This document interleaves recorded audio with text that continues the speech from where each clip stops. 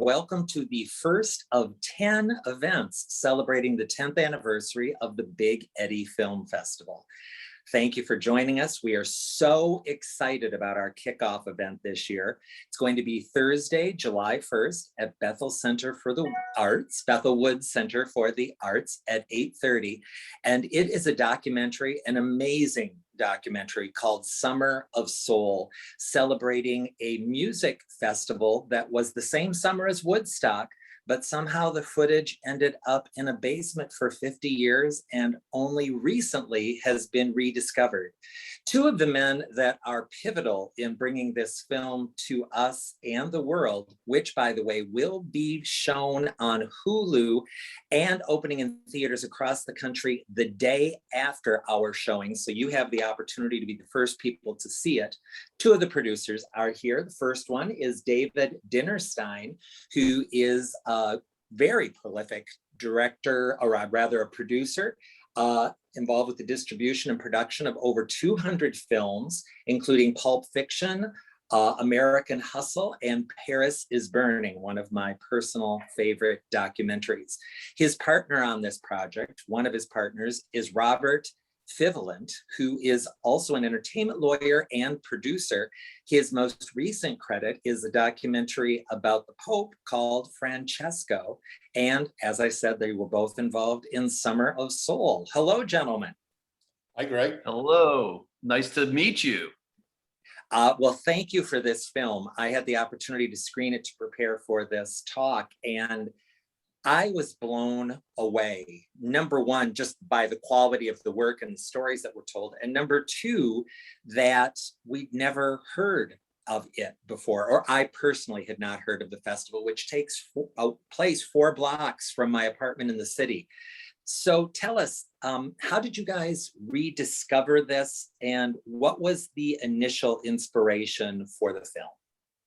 Well, I'll jump in here. I was an entertainment lawyer, or have been an entertainment lawyer for a number of years, and worked for different studios. And I was working for an entertainment company at the time, about 12 years ago, when a friend approached me and asked me to help him with some music issues. And as we started talking, he mentioned this footage, and I became obsessed with tracking it down and found out that it was sitting in a basement in Bronxville, New York. And I flew out there and I met with the gentleman who originally directed the Harlem Cultural Festival in 1969, Hal Tolchin.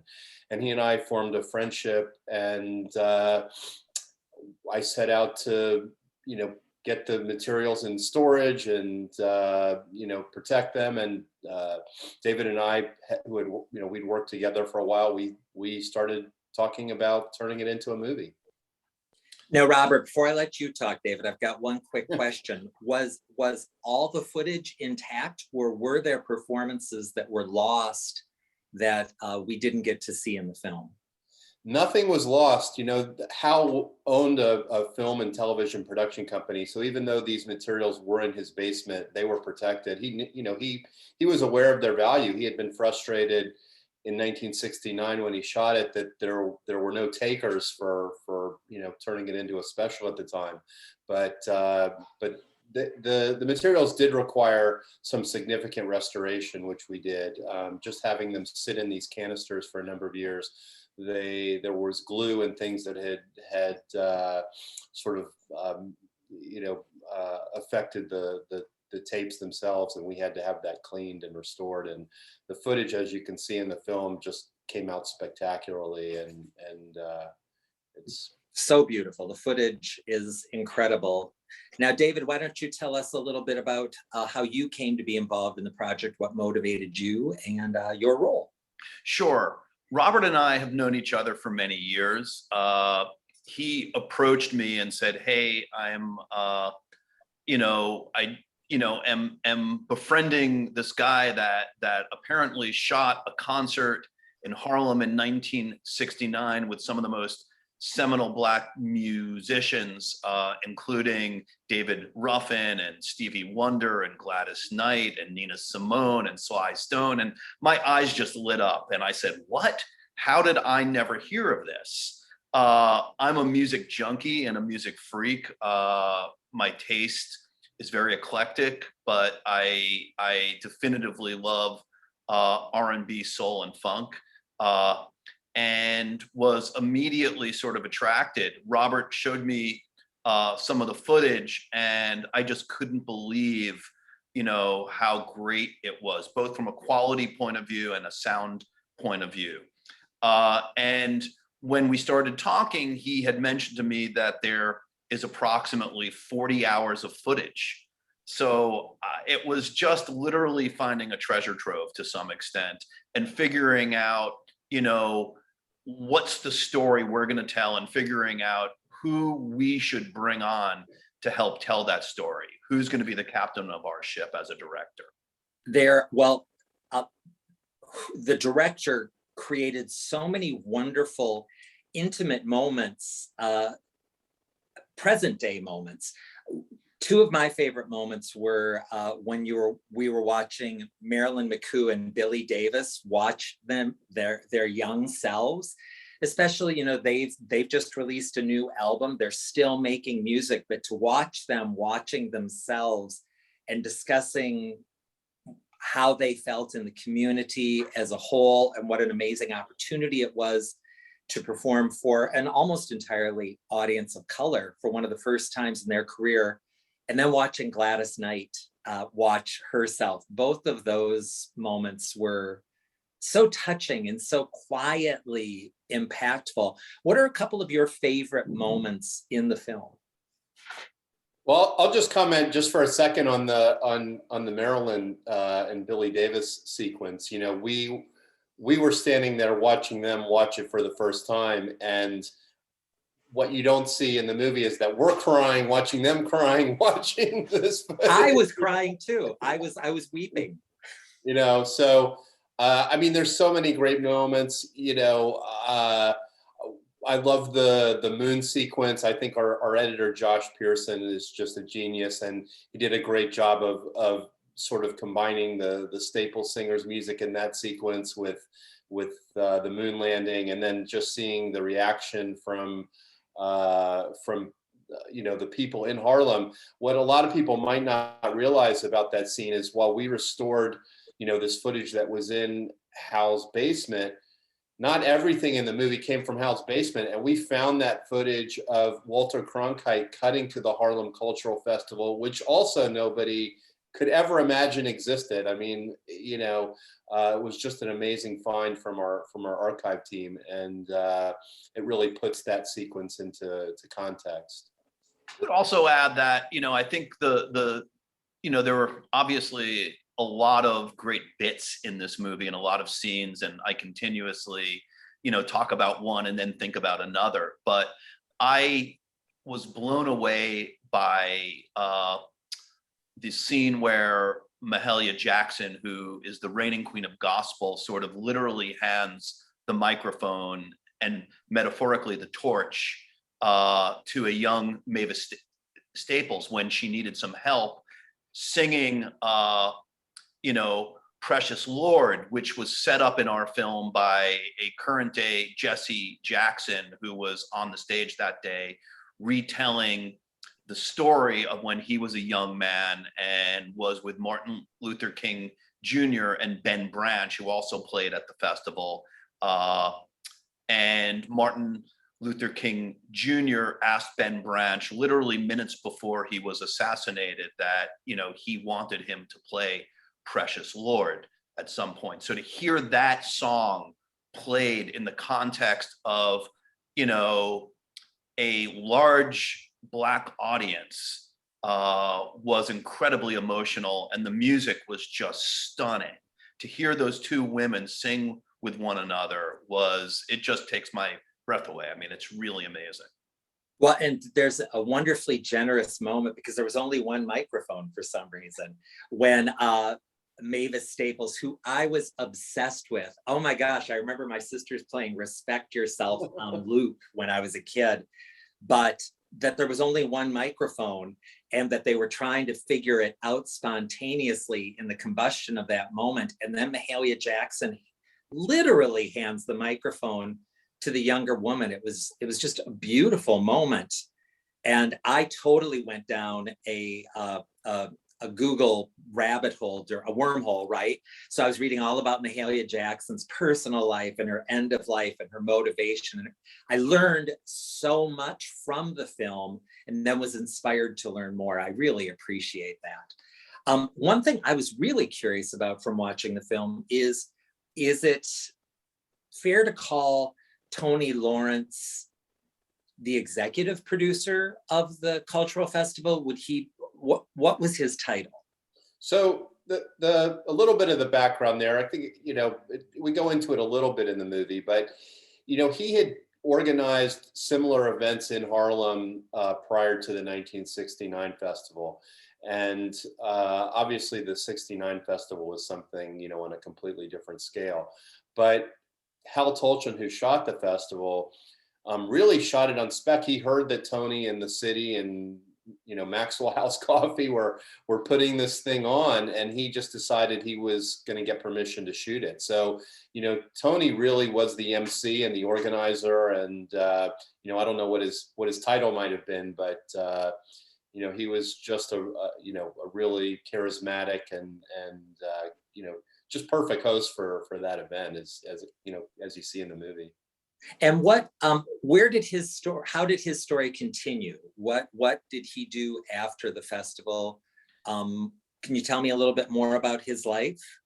Yeah. I mean, we went, like we did with a lot of the characters, and researched as much as we could. And, we had boots on the ground in Harlem. Some of the people in our crew lived up there. We really tried to sort of search him out, and came to a lot of dead ends. And quite honestly, we're not sure where Tony is, if he's still with us or not. He was, as Robert said, instrumental in bringing this, to the residents of Harlem. But we're just not sure, where he is today. Well, he certainly made an incredible contribution and changed a lot of lives. Back to that point about the moon, that was another part of the documentary that really recontextualized my thinking. As a kid, I grew up thinking, what an amazing accomplishment, but I'd never stopped to think we were in a war that most people were against. Neighborhoods were burning. I thought you did such a good job of educating me in the impact of where we choose to put our money and what we prioritize.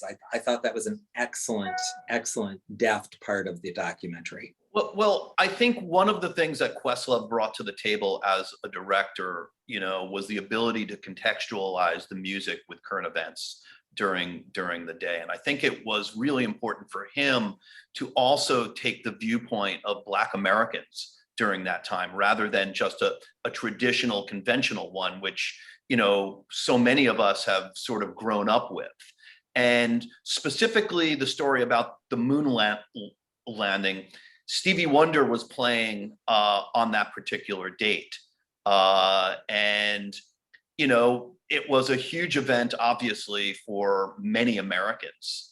But when Walter Cronkite cut to his news anchor in the park, the response was dramatically different. That yes, they appreciated, the idea that man, conquered this huge feat of taking a spaceship and landing on the moon. But the reality was the millions of dollars spent on that NASA program might have been better off spent in cities like Harlem and Detroit, and education and things that actually serve the people.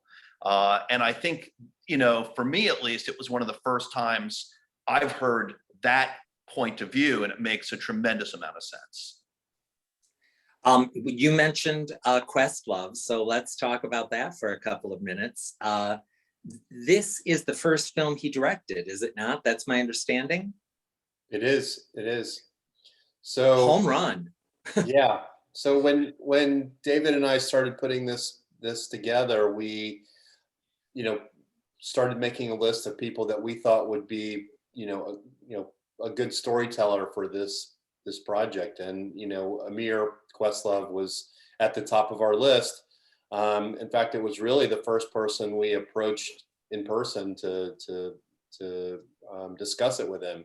And he's a musicologist. He's we knew was a huge fan of these artists, and that he would be a perfect person to sort of honor this history and to restore this piece of history. And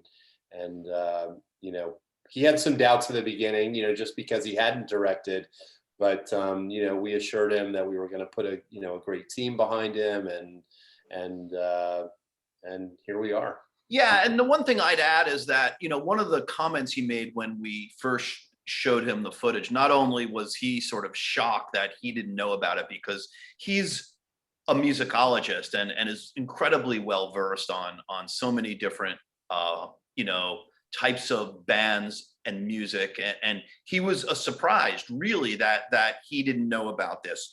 More so, I think he described the footage, in some ways, in respect to it being lost, as an example of Black erasure. And he couldn't believe there was no record or documentation of this incredible event where, approximately 300,000 people came to. And when you put those numbers together, collectively, at least, it was on par with, a similar amount of people that attended the Woodstock Festival, or in this day and age, go to Coachella. And there was not a word about the Harlem Cultural Festival. So he felt like he had a lot on his shoulders. He wanted to be able to sort of tell the story about the music, but also wanted to be able to contextualize it so people would understand why the concert was as important as it was at that time. Well, and just even the Woodstock comparison, you watch footage from Woodstock or the documentation of it that I've seen over the years, complete chaos, barriers, just crazy things happening. And then you shoot to the audience reactions at this film festival or this cultural festival, and it's very orderly. It seems very organized. The contrast was impressive. Well, we think so too. This was a community building family concert, if you will. Children having the time of their lives, enjoying that kind of music and that cultural impact with their whole family. I thought that was beautiful. Robert always shares a story. We started our film off with a stage manager, an MC, off camera saying, "Ann Reynolds, please come to the stage. You've lost your wallet." And it's sort of the innocence of a particular time versus Woodstock, where they're talking about the bad acid and don't take it. So it just comes from a different point of view in a different place. They were two pivotal events, and I think it's our hope that people see this film and that history will be rediscovered to some extent. And when people talk about 1969, they not only talk about the moon landing and Woodstock, but they also talk about the Harlem Cultural Festival.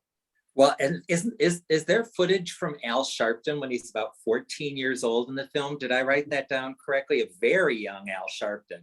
It was fun to watch people on their way to becoming who I've perceived them as being most of my life. Yeah, I mean, you look at Stevie Wonder in the movie, and it's just before he became a superstar, but you can see every, indicator of his, the new style of music he's going to be playing, and just to see him emerging, and Gladys Knight, sort of just peaking at that time, and still so beautiful. Oh my God, she's fantastic. And you have a Nina who was literally a queen at that time. I mean, her stage presence was second to none. Her musical, skills were amazing. She had the tightest band in the world.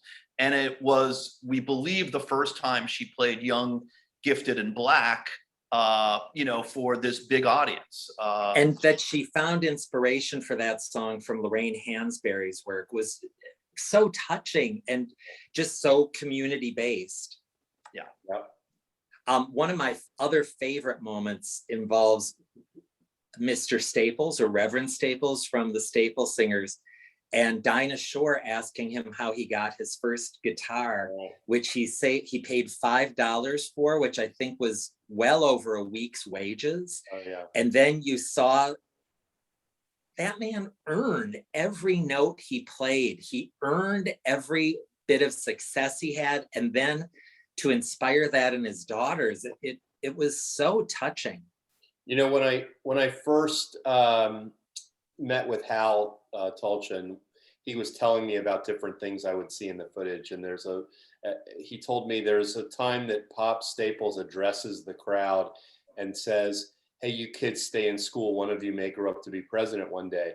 And, you know, when I first started looking through the footage, I was looking for a scene where Pop Staples comes out and is talking to the crowd, and I couldn't find it. And, you know, it was only later that I realized he changed the lyrics of a song looking at that crowd to make that statement, and he incorporated it into the song. And, you know, it's just, you know, he says it with a smile on his face, and, you know, don't think he, you know, ever would have imagined that that would have happened in his lifetime. So. Well, it's almost time to wrap up, guys. Was there anything you were hoping I was going to ask, or anything you'd like to add to the discussion? Well, I mean, people tend to say, okay, you have 40 hours of footage and you have, you know, a film that's just shy of 2 hours. You know, what's happening with everything else? And, you know, the hope is, you know, there's still a lot more to be seen.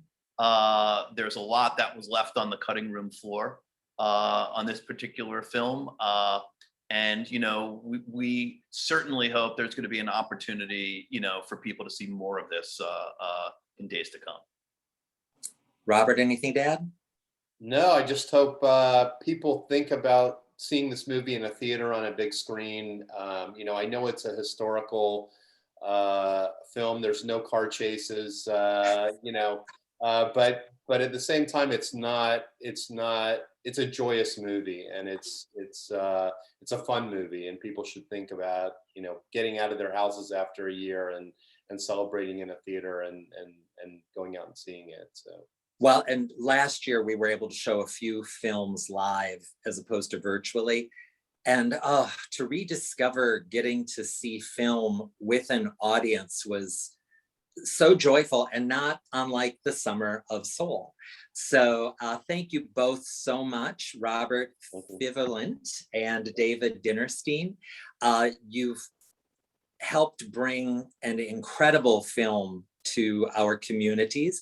It will be shown July 1st at Bethel Woods Center for the Arts at 8:30 p.m. outdoors, hopefully, weather permitting.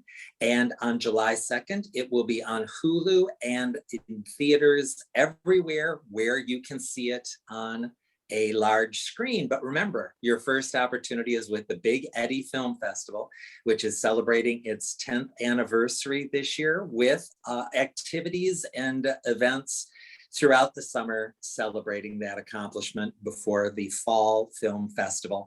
Thank you for tuning in. Again, gentlemen, thank you so much for being with us today and this film. Thanks so much. Thank you. Thank you, everybody. Bye-bye.